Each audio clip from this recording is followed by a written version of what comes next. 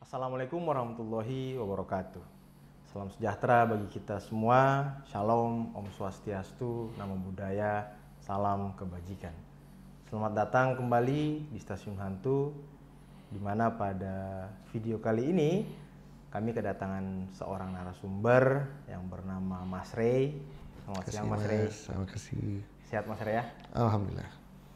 Jadi kita akan membahas tentang sejarah mungkin ya, bukan sejarah sih, tapi alur perjalanan Mas Rey. Pengetahuan umum. Pengetahuan umum. Pengetahuan umum. Ya, terkait dengan mungkin awalnya beliau ini sedikit skeptis, tidak percaya, tapi akhirnya ya bisa menemukan jalan untuk percaya dengan hal-hal yang berbau spiritual dan hal-hal gaib lah mungkin Om ya.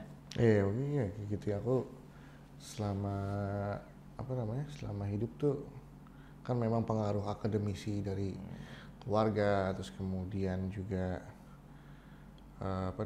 scientific itu selalu harus menjadi modal lah gitu loh untuk menjalani kehidupan ini proses itu. Bahkan penanaman mindset dari orang tua bahwa proses ketuhanan itu tidak perlu harus menanyakan kepada orang lain gitu loh. Lu sendiri yang harus menjalaninya dan lu harus paham dan mencarinya sendiri gitu loh. Secara dewasa nanti ya dengan dengan penanaman modal dari orang tua gitu kan. Jadi lu kembangkan sendirilah gitu, seperti itu kurang lebih gitu. Jadi memang pada dasarnya emang dari dulu emang keluarga emang tidak pernah ada tidak pernah berusaha untuk menanamkan hal-hal yang mistis gitu loh. Tapi terbalik Mas gitu loh dengan kondisinya gitu. Yang di lapangan. Di lapangannya gitu loh. Justru kondisi di lapangannya itu memang banyak pengalaman mistis yang sampai sekarang pun aku masih mempertanyakan itu gitu. Ini kenapa sih gitu? Ini kenapa? Ibaratnya ini mungkinnya perjalanan spiritual kan. Iya. Makanya kadang suka ada gitu Mas, maksudnya kayak banyak orang yang tidak percaya dengan hal mistis gitu kan. Yeah. Tapi ada faktanya gitu loh di Amerika gitu kan, ada di salah satu situs pemerintah gitu, YouGov namanya, itu menjelaskan bahwa hampir 50% orang Amerika itu percaya dengan yang namanya tahayul. 50%? 50% gitu loh, bahkan hampir setengah dari mereka gitu loh. Iya, kalau seandainya kita bisa membuktikan ya mungkin membuktikannya dengan begitu banyaknya entertain yang berbau tema-tema spiritual, gaib dan segala macam. Makanya itu masih jadi ladang uang yang lumayan besar gitu di sana gitu, dan penikmatnya merasa tersugesti gitu loh. Nah selain itu juga kalau dari sudut pandang psikologi gitu kan, yang namanya otak manusia ini tuh canggihnya luar biasa gitu loh. Tidak pernah ada makhluk lain mungkin yang ada di bumi ini gitu kan yang lebih pintar gitu daripada manusia itu sendiri gitu. Minimal sama kayak kita lah. Minimal sama kayak kita gitu, bisa menyaingin kita aja tuh satu level itu masih belum ada gitu loh. Makanya sensorik gitu kan, terus kemudian habit dan segala macam kan dipelajari di psikologi kan gitu loh. Nah salah satu percaya atau tidak gitu kan, bahkan tentang gaib-gaiban ini gitu loh. Di psikologi sendiri itu pun ada pelajarannya gitu, namanya parapsikologi. Parapsikologi gitu. Itu adalah salah satu keilmuan yang memang dasarnya adalah mempelajari segala sesuatu hal yang berbau gaib. Gitu. Tapi ada beberapa orang nih Mas ya, orang-orang psikolog yang mungkin saya nonton di YouTube, saya temui, malah mereka nggak percaya kadang dengan hal gaib. Padahal ada pelajarannya. Memang, iya. Jadi memang secara konteks psikologi sendiri kan luas ya. Makanya psikologi budaya, terus kemudian psikologi sejarah dan segala macam itu kan banyak ya gitu kan.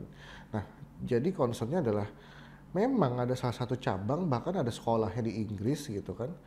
Mereka tuh mempelajari segala sesuatu hal yang berbau teritorial dengan yang berbau mistis gitu loh. Di Inggris malah? Di Inggris. Jadi memang sampai ada S2 dan S3 profesornya gitu loh. Wow. Gitu. Wah ini info baru nih teman-teman. Ternyata di Inggris ada yang mempelajari hal itu gitu. Berarti peminatnya banyak kalau sampai ada jurusan dan ada prodinya gitu kan. Nah, kalau kita di sini kan memang secara budaya kita kan mungkin ditanamkan dari dulu ya, makanya dari kecil gitu kan dengan mitos-mitos yang terjadi gitu kan dengan konteks budaya kita gitu loh. Contoh seperti misalkan dilarang potong kuku pada saat malam hari gitu. Ya, itu salah satu mitos yang memang sangat umum di Indonesia gitu kan. Sebenarnya kalau seandainya merujuk kepada tujuannya, kalau motong kuku pada malam hari itu kan gelap gitu loh. Ya, benar. Takutnya alat potong kuku yang tradisional itu dulu tidak seperti kayak sekarang. Ya. Akhirnya dapat melukai diri sendiri gitu. Itu seperti itu gitu loh. Nah, dan anehnya gitu kan, sugesti ini terus berkembang gitu loh. Sampai sekarang secara budaya kita sudah maju, tapi pola pikir masih ada yang masih mempercayai hal seperti itu gitu loh. Nah, tapi ada beberapa hal Mas gitu loh yang menurut gue sampai sekarang memang gue sendiri menemukan fenomena-fenomena yang tidak bisa gue jelaskan dengan logika dan juga dengan keilmuan apapun. Termasuk psikologi tadi gitu loh. Okay. Makanya ada setengah sisi gue yang merasa bahwa gue percaya dengan hal-hal yang tidak bisa dijelaskan nalar tadi gitu loh. Tapi gue juga berusaha untuk mencari segala sesuatunya dari sudut pandang saintifik gitu loh. Jawabannya apa yang secara rasional gitu loh. Contoh misalkan kayak orang kesurupan gitu kan. Orang kesurupan itu tingkat depresinya dia tuh sudah level paling terakhir. Jadi kalau melihat fakta yang ada di Indonesia gitu kan, aku rasa hampir 80% orang yang kesurupan itu bukan masalah setan hantu yang masuk ke dalam tubuhnya gitu loh. Itu malah pada tingkat stres level tertentu yang bikin orang itu teriak-teriak kejang-kejang gitu. Berarti bisa nggak dibilang Mas Rey mendekati ODGJ lah mungkin? Hampir. Nah, ini fenomenanya kan balik lagi kan, banyak di luar sana yang menyatakan bahwa yang namanya si indigo gitu kan, atau sebutan indigo lah kan gitu. Padahal arti indigo juga salah sebenarnya gitu loh. Cuman ya kita anggap saja lah bahwa fenomena untuk melihat sesuatu hal yang ganjil ini kita sebut dengan indigo lah gitu kan. Jadi mereka-mereka yang disebut indigo ini tuh sebenarnya mereka tuh yang dalam psikologi sendiri kan penyakitnya ada bagian ADHD gitu kan. Nah, ada juga bagian dari skizofrenia. Skizofrenia. Nah, ini skizo ini nih yang kadang kalau ada orang yang bisa melihat hal seperti itu, bisa merasakan ke depan, itu kadang dikatai skizo gitu. Iya, memang pada dasarnya memang secara orang-orang yang berpikiran secara ilmiah pasti akan menjudge orang tersebut adalah skizofrenia gitu loh. Karena itu udah pasti scientific proven gitu loh. Sudah ada bukti dengan penelitiannya gitu loh. Tapi kan orang ini kondisinya mentalnya masih berbicara secara normal. Gitu loh. Secara mental nggak keganggu lah ya? Nggak terganggu gitu loh. Malah dia secara sadar. Masih secara sadar, berbeda dengan orang ODGJ gitu kan. Kalau ODGJ kan sudah mungkin sudah tidak tahu siapa dirinya gitu kan. Mungkin sudah tahu siapa lingkungannya dan bagaimana gitu kan. Tapi kan berbeda dengan si skizo ini gitu loh. Dan skizo kan juga ada ininya kan, ada levelnya kan, ada level di mana dia bisa retrokognisi dan ada satunya lagi yang bisa punya kemampuan masa depan gitu loh. Cuman kan kalau di Indonesia mungkin ada beberapa orang saja yang mungkin punya kapabilitas ini gitu kan, cuman tidak sepengetahuan saya gitu kan, memang belum ada sih maksudnya yang sampai bisa melihat ke depan gitu loh. Ke masa depan ya bahasanya gitu ya. Nah, jadi memang faktor sugesti terhadap otak tuh memang mampu membuat otak tuh kerja keras Mas gitu loh. Contoh gini, misalkan kita berada di dalam ruang gelap ya gitu loh, ruang gelap gitu. Otak, dan ketika di dalam ruang gelap ini ada bunyi-bunyian gitu kan ya, kurang lebih kayak gitu, ada bunyi-bunyian gitu. Nah, otak itu memaksakan visual. Karena otak itu selalu pengen mencari jawaban secara otomatis, secara rasional gitu, dan itu terpaksa gitu. Mereka dipaksa dan dipush untuk menciptakan karakter. Nah, untuk level tertentu yang frekuensinya mungkin sampai gitu kan, makanya mereka bisa menciptakan satu bentuk gitu loh. Bisa memvisualkan. Bisa lah, memvisualkan gitu loh. Itu yang diciptakan, dan memang pengaruh si otak kanan ini untuk beberapa orang itu sangat penting gitu, karena memang skitso ini kan lebih banyak anak-anak indigo tuh yang memang bekerjanya secara otak kanan. Otak kanan gitu. Ya, dan balik lagi Mas, sebenarnya kalau indigo itu tidak cuma fenomena untuk bisa melihat hantu saja gitu loh. Benar. Bahkan kalau seandainya kita bisa melihat orang-orang pintar kayak Stephen Hawking, terus kemudian Stephen Hawking, terus kemudian Albert Einstein, segala macam tuh semuanya indigo kalau aku bilang gitu loh. Dari disiplin ilmu yang lain. Betul, dari sudut pandang ilmu yang lain gitu, karena frekuensi IQ dia gitu kan di atas rata-rata pada saat manusia gitu loh. Bisa mengakses lah beberapa persen di atas manusia lainnya. Iya betul. Menarik ya. Ini tapi ini gimana ngejelasinnya? Memang disiplin ilmu ini memang kadang berbenturan, kadang nggak bisa disatukan. Tapi ujung-ujungnya mereka saling sepakat gitu biasanya. Betul. Pada dasarnya memang kayak gitu. Maksudnya ada beberapa hal dalam hidup aku gitu kan yang menemukan fakta bahwa ini adalah satu hal yang tidak bisa gue jelaskan secara saintifik gitu. Akhirnya gue yang oke gitu kan, udah gue tinggalkan lah gitu. Karena menurut gue ada ranah yang tidak bisa akan pernah dijelaskan oleh manusia itu sendiri gitu loh. Ada keterbatasan lah yang dimiliki. Ada keterbatasan gitu. Dan gue secara pribadi gue percaya bahwa dan secara agama juga gue mengimami bahwa ada yang namanya alam lain selain alam kita gitu loh. Dan kenapa tadi saya mengatakan tidak semua bisa dibuktikan dan didapat jawabannya, karena pencipta kita juga sudah mengatakan dalam Al-Quran kalau memang alam gaib itu ya biar Tuhan yang sendiri yang mengetahui seluruhnya kan. Betul. Manusia nggak bisa menjangkau itu seluruhnya. Ya, mungkin itu yang membatasi kita. Jadi hanya sekian persen mungkin ya. Ya. Nah, jadi memang capability otak manusia itu sebenarnya kan tadi kan kayak kita balikin dari awal kan memang kuat ya gitu. Ya. Nah, cuman pada dasarnya manusia biasa tuh cuman mampu mengakses kapasitas itu hanya sampai 20%. Ya, kecil banget ya. Kecil banget gitu dari 100% fungsional otak tadi gitu loh. Jadi jarang ada manusia tuh yang bisa punya kemampuan untuk menggerakkan semua sensorik dari otak gitu kan untuk menguasai satu hal gitu loh. Nah ini nih gitu loh yang memang kadang aku ada beberapa teman lah yang maksudnya mereka claiming themselves sebagai kita kata indigo lah ya mas. Karena aku masih suka tidak bisa membedakan, karena gini mas, maksudnya ada beberapa pelajaran tentang indigo itu kan adalah aura gitu loh. Untuk di India sendiri kan namanya indigo itu adalah cakra ya. Gitu loh. Jadi memang persepsi dan kontekstual dari indigo ini di setiap negara ini memang ada masih terjadi perbedaan gitu loh.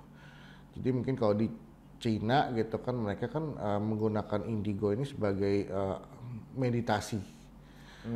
Gitu loh. Jadi ketika semua warna dan aura keluar dari si tubuh kan gitu lah, akhirnya kita bisa mencapai yang namanya tingkat ilahi lah bahasanya mereka gitu loh. Kalau mungkin di tasawuf makrifat mungkin ya. Mungkin ya sampai ke sana lah levelnya gitu, karena itu kan dari sudut pandang secara pengetahuan umum ya gitu tentang keindigoan ini gitu. Nah, si indigo ini kan cuma salah satu melihat hantu ini adalah cuma satu warna atau wanila. Salah satu partnya saja nih gitu loh. Bukan semua part dari indigo itu lo bisa ngelihat hantu, enggak gitu loh. Cuma satu partnya doang gitu loh. Dan mungkin itu ibarat ini ya, entry level ya mungkin ya. Indigo, mungkin gitu ya. Makanya mungkin kalau secara budaya kita bisa melihat lah ada beberapa orang yang ya kita sekarang kita tinggalkanlah dunia yang namanya dunia pengetahuan gitu kan. Mungkin ada beberapa orang yang bisa meminta bantuan dari si kasat mata ini gitu kan untuk membantu dia gitu dalam beberapa hal yang berbau duniawi gitu kan. Ada beberapa orang yang bisa ngontrol kayak gitu kan. Contoh kayak misalkan sampai sekarang pun gue masih tidak bisa menjelaskan gitu bagaimana orang bisa mengirim satu ilmu keilmuan gitu ke dalam tubuh orang lain gitu loh. Iya. Bahkan apalagi mengirim benda ya kan. Mengirim benda gitu loh. Dan memang ada beberapa dokter pun tidak bisa menjelaskan secara medikal gitu loh, ya kayak gitu kan gitu. Bahkan aku punya teman Mas gitu, kan, seorang dokter gitu. Dia bahkan open gitu loh, maksudnya open. Kalau seandainya ada yang bisa menjelaskan gitu kan bahwa bagaimana caranya silet, paku dan teman-temannya ini masuk ke dalam perut, silakan hubungi saya. Secara ini ya, maksudnya secara keilmuan ya. Secara sains ya gitu. Bagaimana membuktikan propernya gitu. Yang seperti itu nggak bisa ya dijelaskan. Banyaklah klaim-klaimnya. Oh itu ternyata memang dia ada penyakit ODGJ, gitu, dia suka makan benda-benda tajam gitu. Tapi kan aneh gitu maksudnya. Kalau dia ODGJ masa dia bisa naik pesawat gitu kan, nggak lucu gitu. Ya, terus masa pakunya di sini Ya, ya? Masa dia makan pakunya nggak bisa ke sini ya kan? Gimana tuh kali? Sedangkan manusia kan badannya kan beraliran darah kan. Iya. Aliran darah kan berarti ada aliran arus air gitu kan. Nah, itu juga aku pengen jelasin juga Mas, maksudnya gini. Mereka yang kita sebut tak kasat mata ini kan berupa entity kan, yang partikel yang paling kecil yang tidak bisa kita lihat mata gitu loh. Nah, ketika semua partikel ini nyatu gitu kan, dan mereka punya energi yang kuat, maka disitulah bentuk mereka bisa berwujud.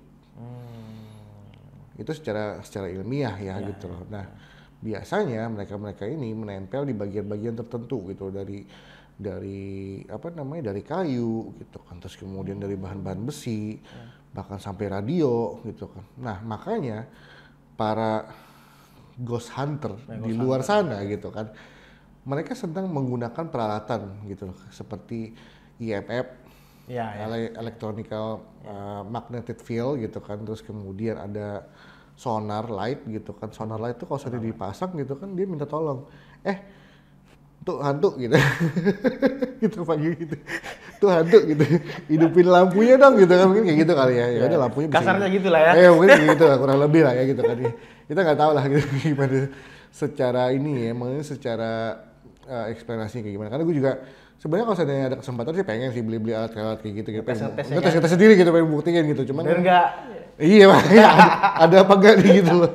Bahkan sampai ada yang radio-radio yang bisa menyaring banyak frekuensi suara yang masuk ke dalam radio, terus kemudian misalkan kayak ada 5 penyiar, si 5 penyiar ini akan menyebutkan aku benci kamu gitu. Jadi itu visual yang masuk gitu ke dalam orang itu gitu loh. Memfilter si suara-suara ini gitu. Disaring ya? Disaring. Ya sebenarnya aku banyak catatan sih Mas, sebenarnya tentang mbah. Tapi ini Mas Rey, yang saya pengen maksudnya yang menarik nih yang mungkin kita ulas, apa titik balik Mas Rey ini sehingga akhirnya percaya bahwa oh iya bener ada ya rupanya.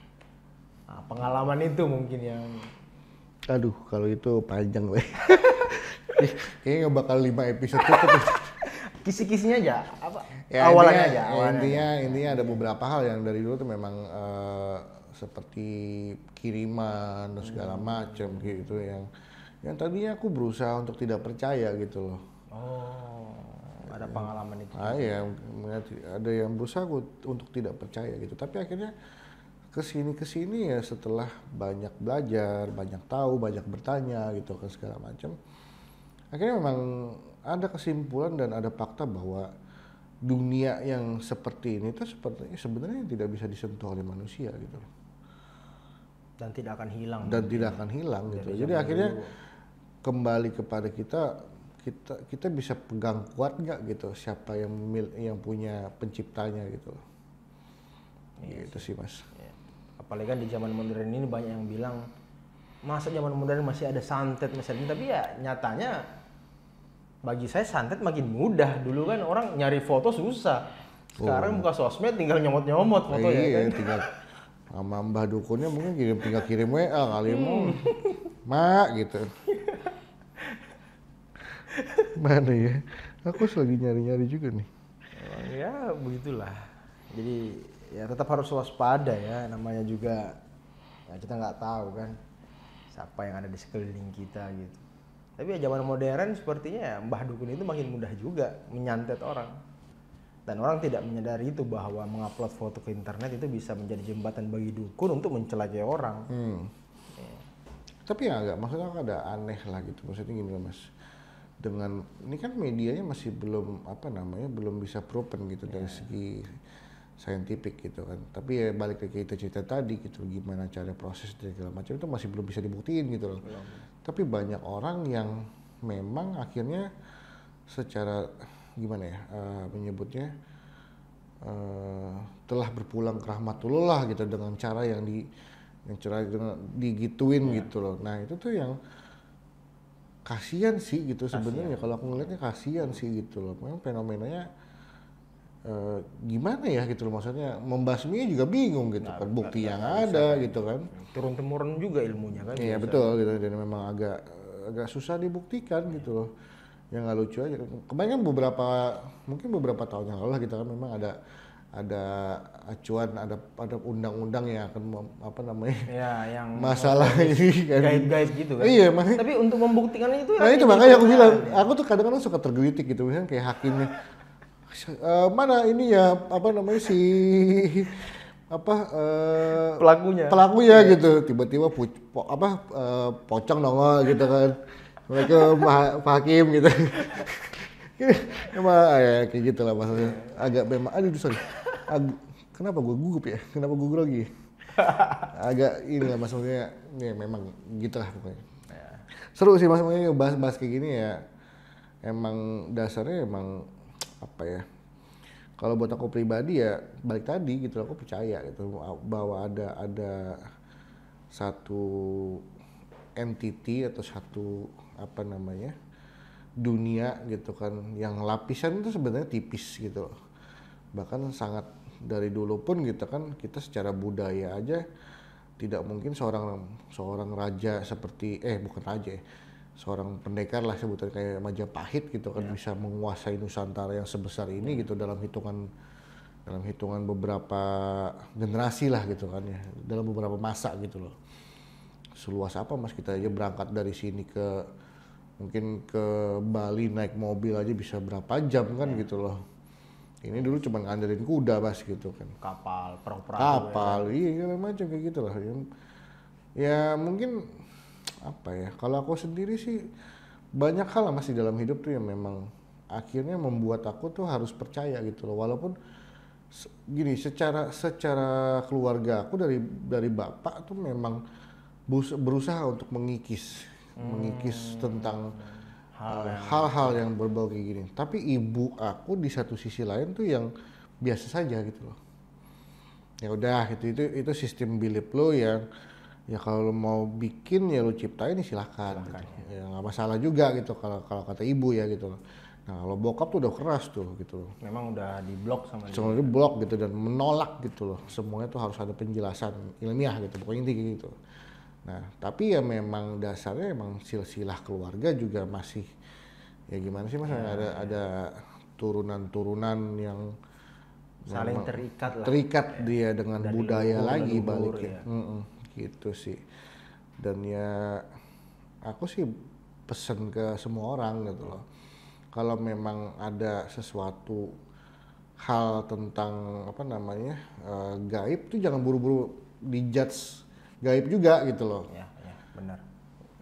Sampai lu menemukan titik di mana udah mentok nih gitu. Udah berusaha menjalani menjalani medis dan segala macam. Oh, mungkin ini baru deh gitu loh. Lu bisa lu mulai mengambil ini gitu. Langkah lain gitu. Iya. Tapi ya ingat jangan ke orang pintar gitu ya. Ya tapi kan orang pintar kan profesor gitu kan mungkin gitu. Ya dalam tanda kutip Itu kan siapa tahu dia bisa mendeteksi penyakitnya gitu. Punya alat dia kan? Yang punya alat kan. Kok sarkas sekali Anda Mas? Aduh, jual orang pintar emang laku ya. Ini kok acara komik apa acara hantu nih? Ya kadang perlu dibarengin. Oh iya, biar nggak tegang gitu ya. Biar nggak terlalu tegang Mas. Jadi memang pada dasarnya kan memang ada beberapa kasus ya, maksudnya ya aku tidak menyebutkan Indonesia, di dunia lah gitu loh. Contoh misalkan kayak The Exorcism Emily Rose. Oh iya. Itu kan akhirnya kan si popnya yang melakukan eksorsis kan akhirnya kan berusaha disidang gitu loh. Karena kenapa lu tidak bisa mengantarkan si Emily Rose ini untuk lebih ke arah medical, seeking the medical gitu loh. Bahkan kayak maksudnya gini nih, selama belajar tentang keilmuan parapsikologi ini gitu kan, aku banyak lah baca jurnal-jurnal orang gitu. Nah salah satunya yang menarik tuh ada di kasus di Amerika gitu, dari satu cewek gitu kan, dia pindah ke dalam sebuah rumah gitu loh, dan selalu berhalusinasi, melihat hantu, melihat bayangan siapapun itu, nenek-neneknya yang sudah meninggal dan segala macam gitu kan. Nah akhirnya ada beberapa orang saintis di Inggris gitu kan, dan kemudian dikirimin surat gitu loh, dikirim email, saya selalu melihat hantu di rumah saya, apakah bisa kamu buktikan gitu si hantu ini gitu. Nah si sekelompok saintisnya terbanglah dari Inggris ke